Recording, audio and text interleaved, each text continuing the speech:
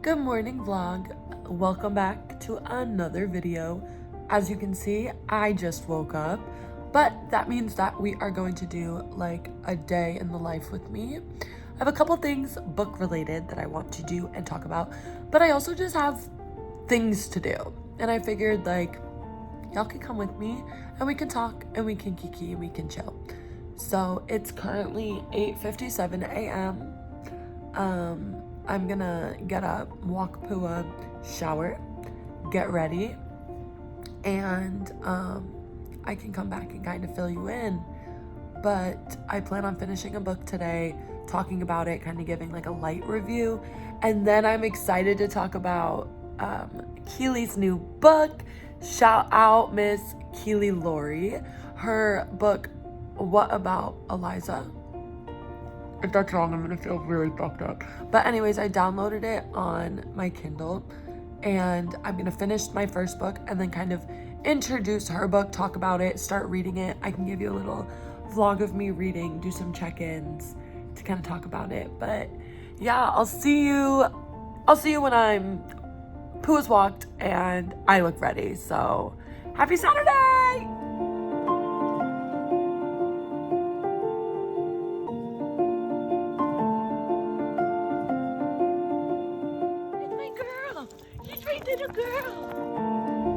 So, bit of a change of scenery. I had to leave very, very quickly to get Pua to the vet because I thought I scheduled her vet appointment for 12:15, which I think is what the last one, wow, I can't speak, was scheduled for, but turns out it was at 11:45. So when I got out of the shower at 11:30, I literally just had to rip the towel off of my head, get her and get in the car because my vet is like 13 minutes away and I wanted to not be super late. So yeah, she just got done with the vet. Where's she at? Pua. She did amazing. She literally was so happy and just good vibes. Shout out to, actually, I'm not gonna put that on the internet, but shout out to her vet. She's awesome. She got all of her like shots and flea and tick stuff, so she's ready for summer. She's ready to be outside. But yeah, I'm gonna take her to get a pup cup. We can do a little montage of that, and then I'm gonna go back home, finish getting ready because I wanted to like do something with my face and like do my skincare and my lip combo and just a little bit of that. And then I'm gonna sit down and really, oh, look at her. Wait, is that what you wanted? Oh, it was. And then we're gonna get into the little like reading vlog of it all. But yeah. Pua and I have gotten our Starbs. I got a venti lavender matcha because duh. Pua got a puppuccino.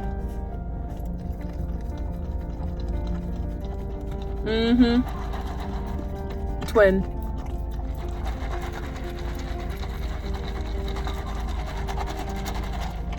I gotta shake the cold foam down in there. Calm down. It's just really gotta mix that in.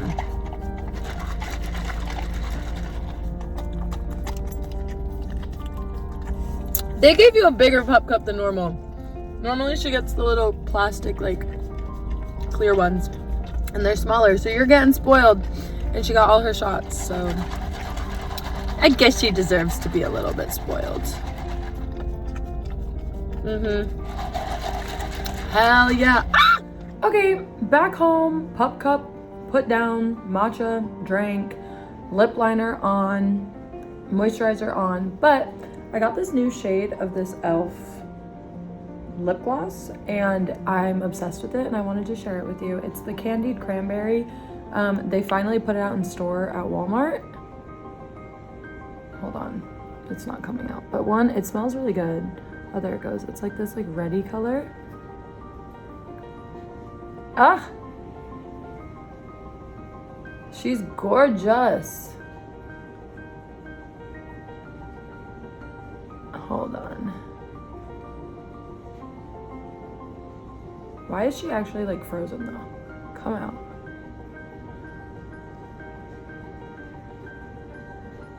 Yeah.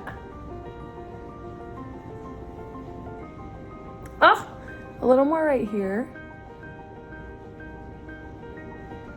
I'm a lip gloss fiend. It's so bad.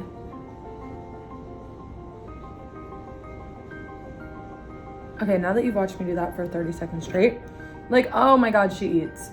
I had the cherry one of these too, but it's like a very vibrant red, and I wanted like more like a muted, reddy, maroony color because I wear a lot of brown and I feel like they look good together. But yeah, I'm about to whip out my book, finish it, and then I'll do a little like time lapse of me finishing it and see if we can get any fun reactions. Also, I don't really know what's going on with my hair color. I was gonna dye it darker, but I'm kind of really liking how this looks in the sun, so maybe I'll leave it. Because like sometimes when I turn, it like catches a little bit of like a red undertone, and I don't like that, but I don't mind whatever's happening right now. Anywho, I've yapped enough. Time to time lapse, finish my book, and then we'll check back in when I'm done. So as you can see, I'm reading here, but something that made me giggle a little bit was, if you look at my forehead this whole time, like, you can tell that I'm crying and literally in such distress while I'm reading this. So yeah, I hope you enjoy that, and you'll find out why in a second. I have an update. You can't see because of the glare, but I've been like scream sobbing. Not actually, but like low-key a little bit. You'll see it in the time lapse. But I have 11 pages left, but I have to go to work because I picked up a shift serving tonight, so I have to go to work. So I have to stop, but I literally have 11 pages left. Emily Henry knows how to say the words to stab me in the chest and twist the knife. And like literally it just feels like I'm just like, ah! And then I have to sob. Also, sorry for that. But like, it's guttural. This story, Great Big Beautiful Life, reading it in your mid-20s, bruh. Bruh. This is gut-wrenching. There are parts in here that are making me feel sick to my stomach, but like in the best way. And I'm just like, man, I love stories, especially that have like a romance subplot. Like, I would not call this a romance novel in any capacity. I think it's just like fiction. There's a romance subplot, but it's just like life, like people having to navigate life. And I want to consume as many stories as humanly possible about people just trying to navigate life, especially in like their late 20s, even like early 30s. I don't know, it's just so fascinating and like gut-wrenching and really insightful to just see how people handle different situations, because I'm realizing that life is very complex for everybody, and putting on your big girl pants and having to just kind of deal with it, and like dealing with friendships and relationships and like family relationships, and just kind of having to navigate those in your adult life, and how it can be messy, and how people are constantly going through different things and people perceive things differently. And like, I love too how, at least in all of the books that I'm interested in, there's some sort of like mental health wrapped in there, and it's just this is a lot. Like, it's been a lot for me, but it's in the best way. I have 11 pages left, so I feel like I hit the like max of like, oh my God, this is gonna like take my heart out of my soul. And I feel like now we're just kind of tying up loose ends. But yeah, I had to yap about it. And I promise after work, we're gonna get into What About Eliza. I didn't forget. We're gonna talk about it, but I'm gonna go to work and I'll see y'all later. I'm gonna angle myself like this so you can't see all of the clean laundry behind me that I need to fold. But so I originally, welcome back, hi. I originally was gonna finish this video and then upload it on, I was gonna finish it on Saturday night and then upload it on Sunday, or even finish it Sunday morning and then upload it Sunday night. And it's Thursday. I had a little side comment. I had like God's worst shift at my waitressing job. ever, and literally was crashing out. I was like, you'll even see like the cup before this. I'm like, all right, I'll check in after work. No, there was none of that. I literally got home and sobbed all night into the next day until I had to go back to that job again on Sunday. And then I'm an elementary school teacher, so then the rest of the week kind of got away from me. But I came home, sat down, finished I had 11 pages left of that book. Also, here's the teacher fit. I got my reed earrings on, so, you know, we're on theme.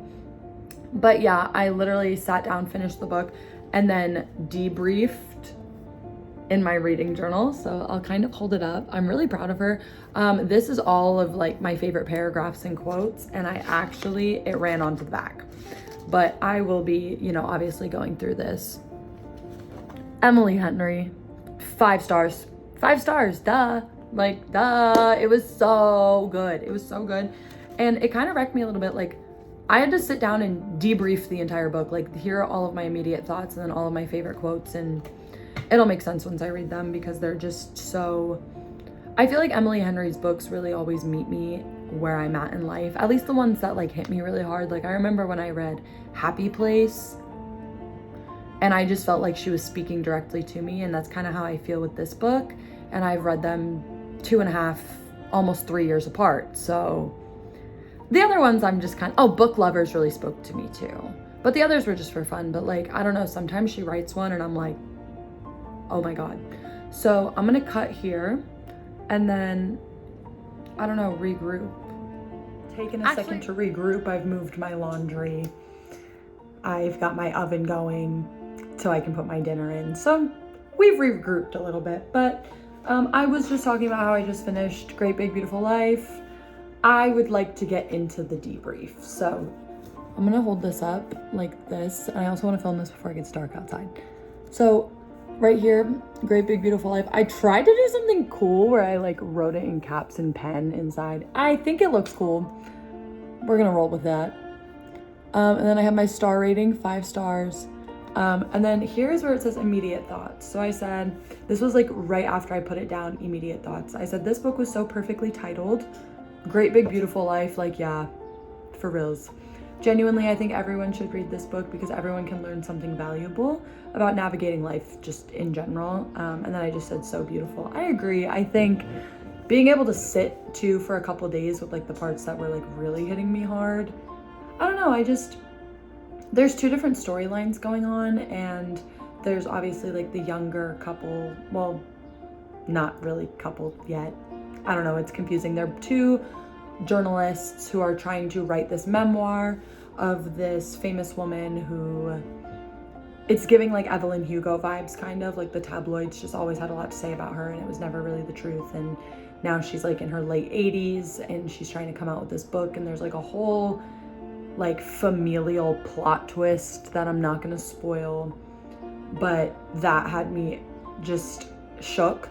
And honestly, like I was sobbing through so many parts of Margaret, the woman who's, you know, getting interviewed. So many of the snippets from her life, I was like, oh wow, this is so painful. And like, it also kind of shined some light about being famous and just kind of being in the spotlight and having everybody watching you. And like, I don't know, I felt like gaining that perspective. I was like, oh yeah, I would have never even imagined that. But also like the counter storyline of like these 2 writers who are like starting to fall in love with each other, but it's really complicated and they're also competing for the same job, but like they also love spending time together, but they live on opposite sides of the country. Like it's such a both storylines that are happening within this book are so complex, and then they keep jumping back and forth. And I think really no matter what walk of life that you're on, you will learn something. Let me tell you that.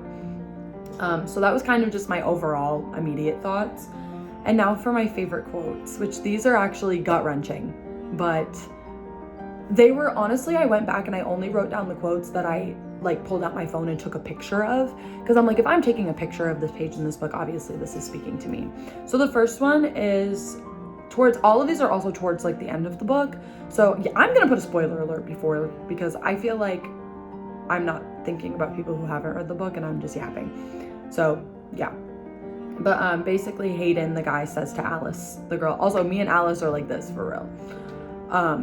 He says, I think you live in a world that's more interesting than the one most people live in. He says, just as my heart starts to sink with disappointment, with a kind of loneliness. He then adds, and I wish I could live in it too. Bruh. Just bruh. It's just like having like an optimistic, I don't know, almost like overly optimistic outlook on life. Like that's genuinely this character, and she does like have kind of her own issues buried deep down, but she's like, no, it's fine, no, it's fine, no, it's fine. Like, not a problem. I'll deal with it, I'll deal with it, I'll deal with it. And it's just like, honey, get it together. But also like, I don't know, I just really related to her. And I think when you feel like nobody else sees the world out of a lens that you do, like, I can relate to how that can feel lonely even when you are surrounded by so many people, and like until you can kind of, this is gonna get really deep, but that's why I read books, so. But anyways, it's like if you can kind of fix that loneliness within yourself and like find the root of that, I think, and obviously she does, so like watching her grow was like, I don't know, I felt really personally connected to this character, and watching her grow and kind of unlearn that loneliness and like learn that she can have this outlook on life and like that's okay. 10. Anyways, the second quote was after like her life like imploded, she goes back to her mom's house, and she's kind of staying there for a while, and her mom invites all of like her closest friends over just to kind of like lift up her spirits, because her life has literally just like blown up in front of her face. Like she's lost her job, she's lost her person, like she's at rock bottom, and she's like, I need to fix the root of the issue, which is her relationship with her mother. Duh, of course. But yeah, during this night, her friend says to her, she says, no, I mean, you seem somehow happier than you did before you left, more at peace or something. And then in her head, Alice says, it's strange, but she's right. I feel at once utterly heartbroken, and also like a weight has been lifted off my shoulders.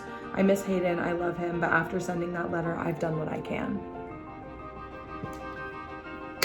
All right, cool. I will not be further elaborating. The last one.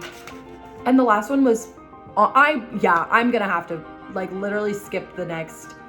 Me from 6 minutes ago is gonna put a disclaimer that says skip the next 6 minutes if you haven't finished this book, because I am in fact spoiling. But this was on the last page, the very last page. So earlier when I was like, oh, it can't hit me anymore, it's just tying up loose ends, and then I put the little comment that said, oh, so I thought, this is why. On the fucking, ooh, I should not be dropping F-bombs on the internet. My bad. On the last page, it says, I find myself thinking that maybe every bit of heartbreak in life can be rearranged and used for something beautiful. That it doesn't really matter whether I chose this path or I was born onto it, so long as I stop and appreciate the path itself. Okay. All right. Yeah. And then book over. But yeah, like that's why I had to sit with it for an hour and debrief it. But honestly, beautiful, beautiful story. Like I do think that reading books like that too, it's like, oh, I feel like it's so easy to get so hyper fixated on your own life, which like, duh, it's your own life. But you can get so fixated on it that I think it's very easy to forget that a lot of people go through a lot of very similar experiences. And I think reading, even if this is a fictional book, like it's so true to so many people's lives that it's like, oh, it doesn't have to be lonely. Like you can find connection in other people's stories, in fictional stories. So I'm really excited to, dive into a lot more, like I said earlier, like stories that just talk about navigating life, because I think I have a lot to learn. But yeah, so that was my 8-minute debrief on Great Big Beautiful Life. I'm gonna wrap up this video by kind of showing what about Eliza, but I wanna pause for a second, get my Kindle, and then kind of talk about that and talk about how this is gonna kind of launch into what I have planned next. All right, Kindle acquired, book pulled up. book description pulled up because I'm going to read you the description for What About Eliza before I obviously start reading it. Also, literally opened this book on my Kindle and seeing one of my best friends since we were 5 years old, her name right on the front of the book. That's, I don't know, I feel like that's not an experience that a lot of people get to have. And when she's a famous author one day, I'm manifesting that for you, babe, I'm gonna be like, yep, and I read it first, and what about it? But anyways, What About Eliza? Okay, so probably trigger warning because this is like kind of a dark mystery thriller. So kind of a 360 from what I've just been talking about. And also I've been talking a lot about like romance and like heated rivalry. So definitely a little bit of a different audience that we're appealing to. But I'm really excited because I haven't read a good mystery thriller in a really long time. And it's time to spice things up. Actually, that's a lie. I read Bunny not too long ago and that book was really good. But it was a lot, I think it's less like horror thriller and that one was more like weird dark academia. But anyways, I liked it. I'm excited. Let's get into the book description. So it says, the story follows Zach Shears as his life drastically changes when his family is killed and he is blamed for the crime. We then jump back to the weeks leading up to the tragedy. After his son Jack befriends the neighbor's daughter Eliza, in turn her mother Sharon becomes part of their life. Strangers begin lingering around their property and signs of intruders in their home leave Zach and his wife Victoria paranoid and unable to leave the house unattended. The house already has an unfortunate past, having belonged to Zach's late sister Amanda, who killed herself as a result of a radical religious group casting her out. But when Zach starts to notice similarities in Sharon's behavior and how his sister acted prior to her death, he begins to suspect that they may be part of the same cult, that they are responsible for the strange occurrences around their property, and there could be a more sinister motive than some just light stalking. The truth behind Victoria and Jack's deaths will leave Zach shocked and traumatized more than he ever could expected. Or more than he could have ever expected. Damn, I'm excited. And this has been my favorite part to show you, mostly because I haven't read it yet, so I don't have anything to talk about yet. Oh, there's a glare, hold on. Hello, that's Casey Laurie. I know that's right. But yeah, I'm gonna curl up with this tonight and see, I don't know, have a little like spooky little time, drink some wine, and yeah, curl up with that. And next video, I'm gonna just make it like a reading vlog of this book so I can like really kind of in depth talk about my thoughts and what's going on, and if I'm a little scared, because I low-key probably might be. But yeah, it's gonna be really exciting, and I'm just so over the moon happy for her and proud of her that she has her book out. And everyone go on to Kindle Unlimited, download What About Eliza if you want a good little spooky read. And also, if you read it, leave a comment about it. I want to get all the girlies together and also just like boost as much support for her as possible because she deserves it. She also has a poetry book. I don't remember the name of it off the top of my head. I'm so sorry. Keely, I love you. But if you look up Casey Laurie or Keely Laurie on Amazon, you will also find her poetry book, and that is also just so beautifully written. And yeah, her writing deserves to be read by everyone, in my opinion. So if you love me, if you love her, which to know her is to love her, you will download it and you will read it. And until the next one, bye my loves.